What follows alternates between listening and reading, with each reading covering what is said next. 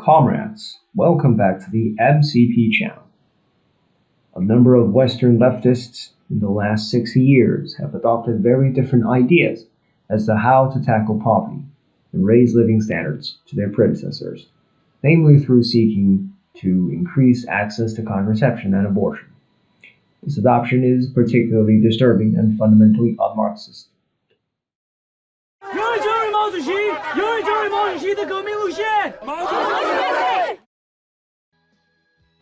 What is driving these beliefs is in fact not a Marxist analysis, but a Malthusian one, whose goals and the people he served were very different indeed.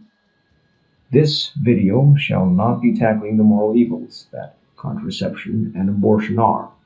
This channel already has a video which briefly goes into that. Rather, today, we shall be analyzing what ideological basis causes people to adopt these lines, whether this has any backing or has proven success, and shall present an alternative approach which is in accord with Marxism, Leninism, Mao Zedong thought, and the materialist dialectic.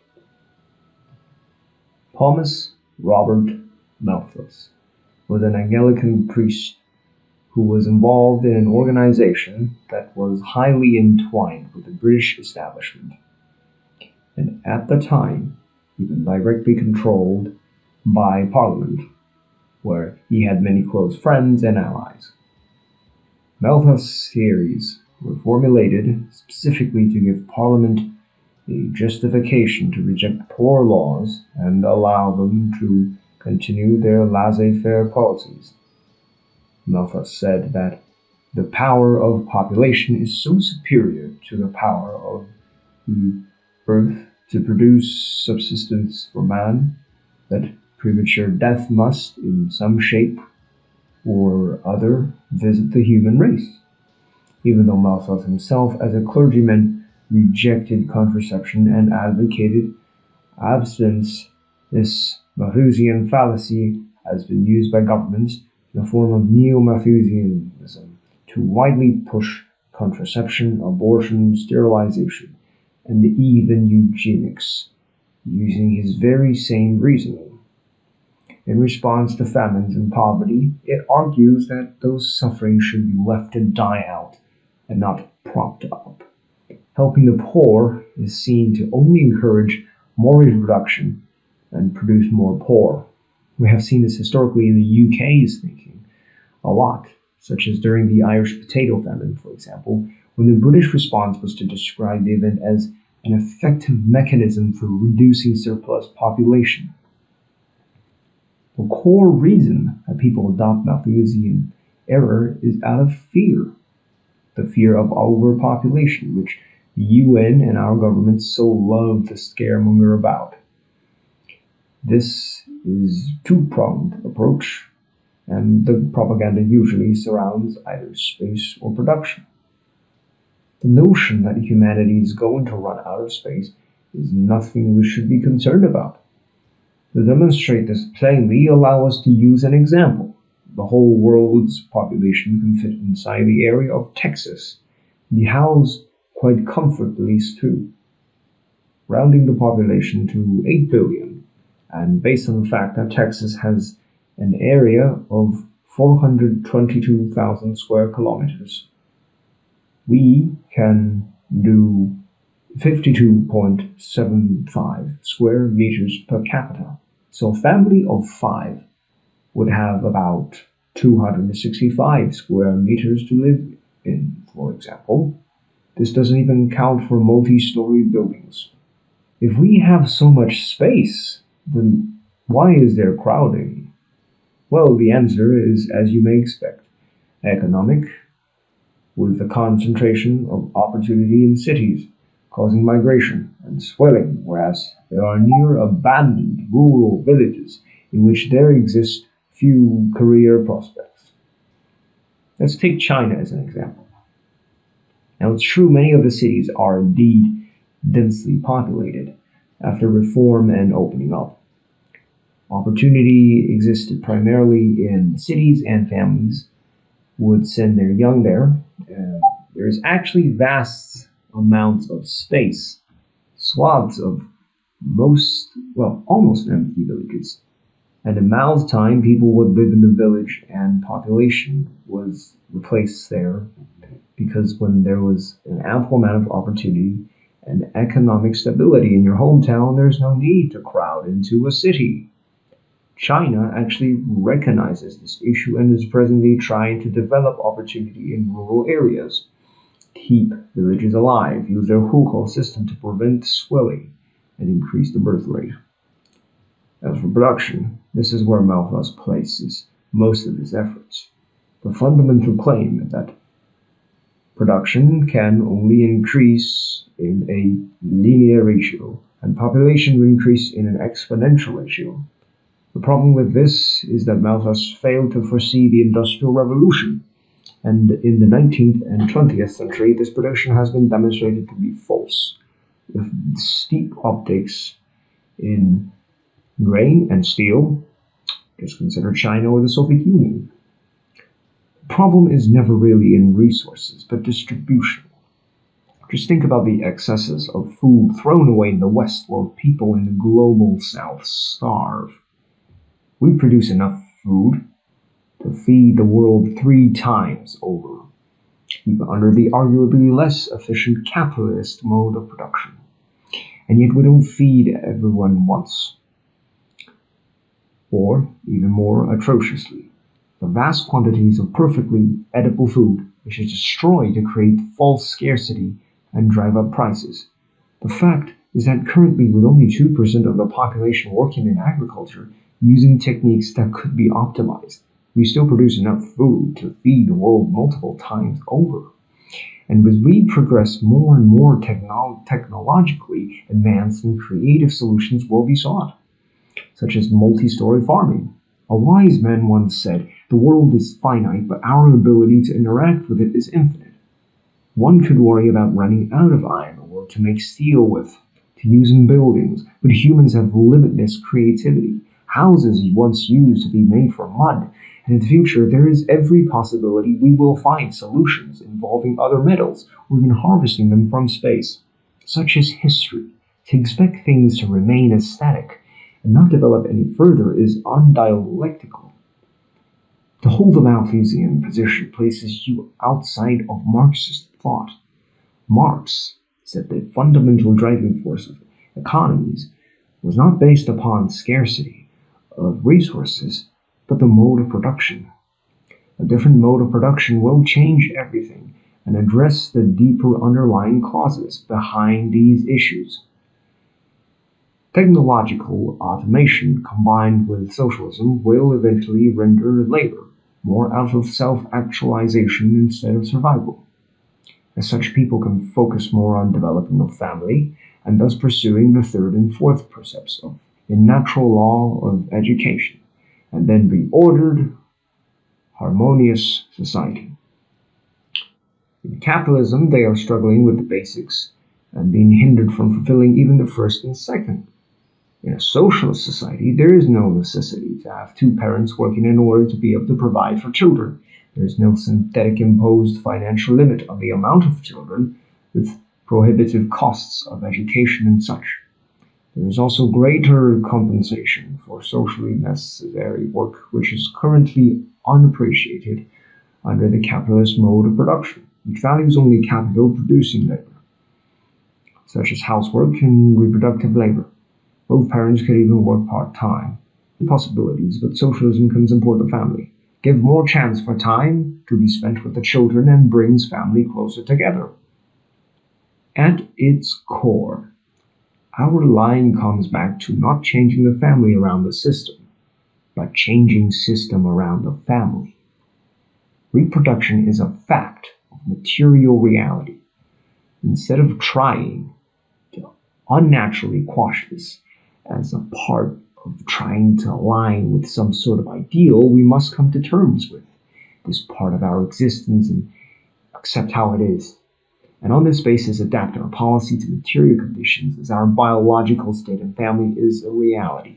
If we need to change our natural state to make the system work, it is clear that a new social arrangement is required. Our state societies, economies are not nebulous transcendence concepts that are intimately linked to the material reality and shaped by men. We are therefore able to take them into our hands and restructure all of these things in a way that they serve the people rather than the people serving them. As a matter of fact, we have hit on what is the very essence of socialism, which is the people seizing the state, society, economy, and using them to social ends. Doing this will mean different conditions will arise, which will put things like contraception and abortion out of demand. A common example in the way that leftists do not comprehend that a socialist mode of production will fundamentally change the material conditions in a place is actually in the abortion debate. People will say to us things like, parents struggle, so we should have abortion and contraception to fix the problem. What kind of socialism are you planning on implementing in which parents struggle as they do under capitalism? What must be communicated is that parents struggling to make ends meet is not some intrinsic part of the nature of a human like reproducing or seeking knowledge is. It exists solely due to the particular condition in a given situation, and when these change under a new mode of production, the contradictions are causing them are resolved. This part of our reality will simply evaporate. Thinking that contraception and abortion is how you increase living standards is so incredibly superficial. As scientific socialists, we must realize the problem is at the root of the economic system and the societal base. The socialist system could provide so many resources and much more support for families. Our current society is a culture of death, and viewed with a decadent contraceptive mentality. These things are the rot of society, and truly our party wholeheartedly agrees that these are dangerous and bad ideas. But the reason that these have become so commonplace is for further reason that their immorality alone, as antinatalist ideas, have been around for millennia, but have risen to mass-scale prominence only recently. Accordingly, there must have been a shift in material conditions which is causing this, a contradiction driving these things whose resolution will see their end. Terrible as they are, what we are observing is part of the societal superstructure, symptoms of an underlying cause in the societal base. The solution to this situation would be to build socialism and destroy the root cause of it rather than trying to combat superstructure with healthier ideals and not economic structural changes. Of course, in our own ranks, we will certainly try to promote healthier ideas, but it's our position that this is impossible to do in the entirety of society until the prime contradiction which drives them all is properly addressed, such that the material conditions are different. Many individuals have a strong devotion to morality but lack scientific method and try to do things like push for legislation trying to ban abortion within capitalism. As honorable as their intentions may be, this is an impossible task. It's about as possible as decreeing that racism is abolished under capitalism. Therefore, if we need to ban abortion, yes, there absolutely would be people going to the backstreet ones because the material basis doesn't allow for it. This would be the idealist way to go about solving a problem, and it utterly fails. As communists, we must always have a means to accomplish any idea we are pursuing. The idealist attempts to superimpose his ideal on reality when he does not have the means to do so. Idealism is the very assumption that reality is already aligned with what you desire to be the case, and that by merely decreeing something, it will become true. Therefore, a materialist would never try and ban abortion if the contradiction driving it still existed, as all you have done is change words, but the reality is the same. The goal cannot be forced upon reality. One must work to make the material conditions right such that the goal can be achieved. What is it that the popularity of antinatalism ultimately reflects? Well, it's a superstructural symptom of an underlying economic structure that discourages having children. Therefore, changing ideas will not suffice because the base is what forms the superstructure. The reason that the bourgeois want to throw abortions and contraceptions at you to apparently fix the problem is precisely to prevent you from looking deeper and challenging them and the mode of production. They don't want you to look into challenging the base or saying, why can't we house and feed the population? If the blame is shifted off them to the poor, they are in a much safer position, and people can also think they are doing something about the problem. Indeed, these things are a false patch to the economic situation. The rich are essentially saying, you are poor, so have less kids, despite the fact that once birth rates fall, a similar proportion of the population still remains impoverished. It is undeniable that the postponement or abandonment of marriage, combined with the use of abortion and contraception, have become so common in the last 50 years that the birth rate has definitely decreased almost everywhere. Should be a perfect world now, shouldn't it? Yet all the same problems still exist. During that same period, the rate of food production has also considerably increased too. There are less people and more food per capita produced, but the same chunk is going hungry, if you will. But convincing people that they can escape poverty by having fewer children distracts them and prevents them from challenging the bourgeois or questioning the base of society. It's the Malthusian dream and never works. Or rather, it does work, as its intention was never actually to increase living standards or reduce poverty, but to prevent people questioning social arrangements and uphold bourgeois privileged position. It is a distraction, not a solution. Comrades, it should be raising your suspicion if you find yourself lending support to something which has been almost immediately accepted by the bourgeois everywhere.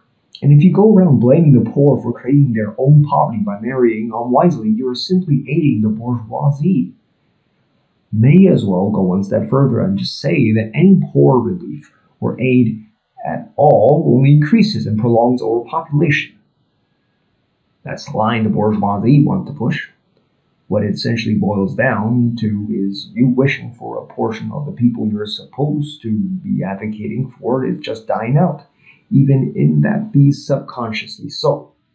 Why don't you just quote Malthus, that this will show the working class that they have chiefly themselves to blame and not either the negligence of their superiors or the institutions of the country?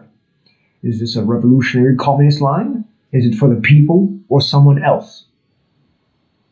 No wonder that now we see governments everywhere exaggerating or simplifying, falsifying the social and moral benefits of a low birth rate and have fully approved and pushed the immoral and destructive practices upon which it depends. Malthusianism has utterly misled and misdirected public opinion.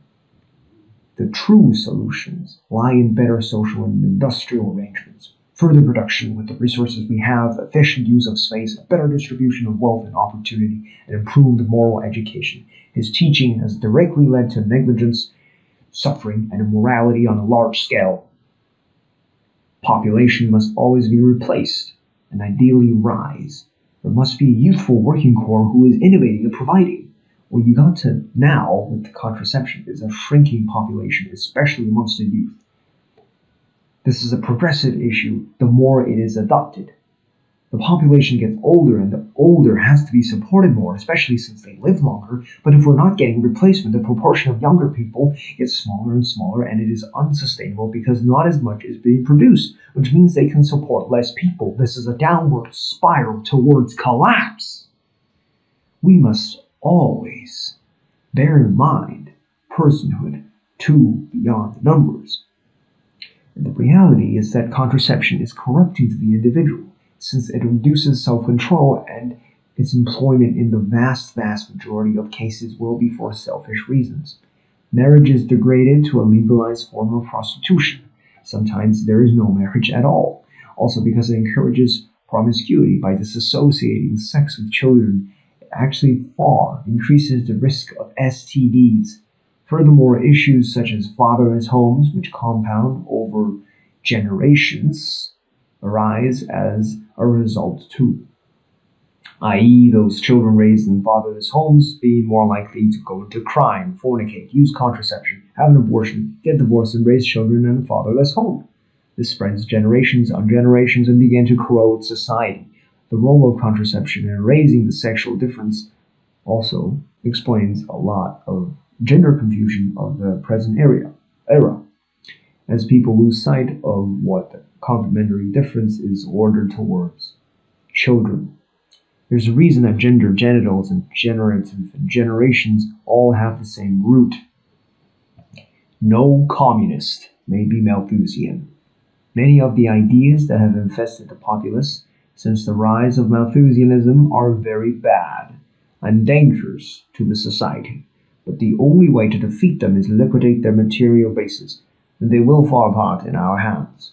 Let this be to us an intense motivation to double down and resolve the prime contradiction: class. Now we shall conclude with a quotation from Chairman Mao on the matter. On the people's government, it will take only a few years for this problem of unemployment or of feeding the population to be solved as completely as in the northern, northeastern, and other parts of the country. It is a very good thing that China has a big population. Even if China's population multiplied many times, she is fully capable of finding a solution. The solution is production. The absurd argument of Western bourgeois economists like Malthus that increase in food cannot keep pace with its population was not only thoroughly refuted in theory by Marxists long ago, but also has been completely destroyed by realities in the Soviet Union and the liberated areas of China after their revolutions. Basing itself on the truth that revolution plus production can solve the problem of feeding the population, the Central Committee of the Communist Party of China has issued orders to organizations and the People's Liberation Army throughout the country not to dismiss, but to retain all former Kuomintang personnel, provided they can make themselves useful and are not confirmed reactionaries or notorious scoundrels. Where things are very difficult, food and housing will be shared. Those who have been dismissed and have no means of support will be reinstated and provided with a living. According to the same principle, we shall maintain all Kuomintang soldiers who have revolted and come over to us or being captured. All reactionaries, except the major culprits, will be given a chance to earn their living, provided they show repentance. Of all things in the world, people are the most precious. Under the leadership of the Communist Party, as long as there are people, every kind of miracle can be performed. Thank you, all comrades, for your kind attention.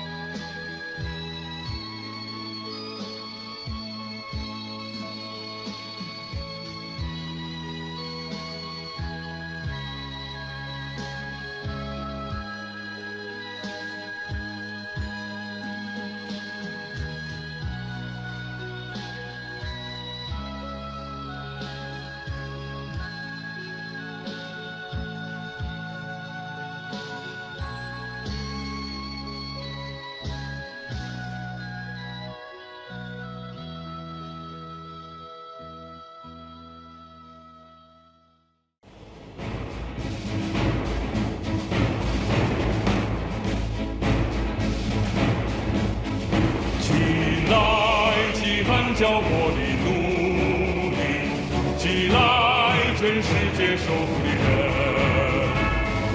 枪的热血已经沸